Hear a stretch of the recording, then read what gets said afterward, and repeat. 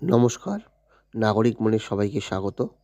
The West Bengal school service commission ইতিমধ্যে একাদশ দ্বাদশের যে ভেরিফিকেশন কমপ্লিট করেছে বাংলা এবং ইংলিশের, তাদের মধ্যে যারা কল ফর ভেরিফিকেশন পেয়েছিল এবং নথি যাচাইয়ের ক্ষেত্রে বা ডকুমেন্ট ভেরিফিকেশনের ক্ষেত্রে তাদের মধ্যে ত্রুটি বা ভুল ধরা পড়ে, তাদের লিস্ট প্রকাশ করলো এবং কী কী কারণে ভুল সেগুলো দিয়েছে। যেমন Bengali PG,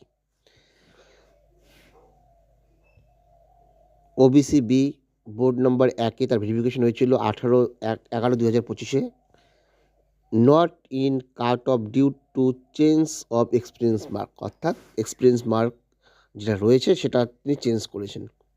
actually previous experience mark দিয়েছিল 10, কিন্তু কারেন্ট এক্সপিরিয়েন্স মার্ক ওনার 0, অর্থাৎ ভুল করে বা ইচ্ছা করে বা ভুলবশত এক্সপিরিয়েন্স মার্ক বসিয়েছেন। সেখানে 5 বছর এক্সপিরিয়েন্স দেখেছেন, 10 পেয়েছেন, কিন্তু তার current experience 0। Total marks experience বাদ দিলে 61, কিন্তু কাট অফ নেমেছিল 68, সুতরাং তিনি পাননি।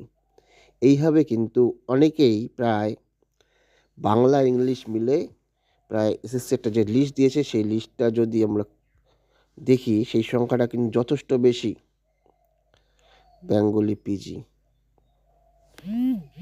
ইংলিশ, বেঙ্গলি পিজিতে টোটাল বাদ গিয়েছে 33 জন এবং ইংলিশে পিজিতে বাদ গিয়েছে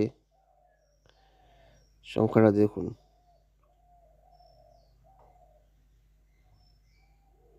ইংলিশ পিজিতে সবচেয়ে বেশি।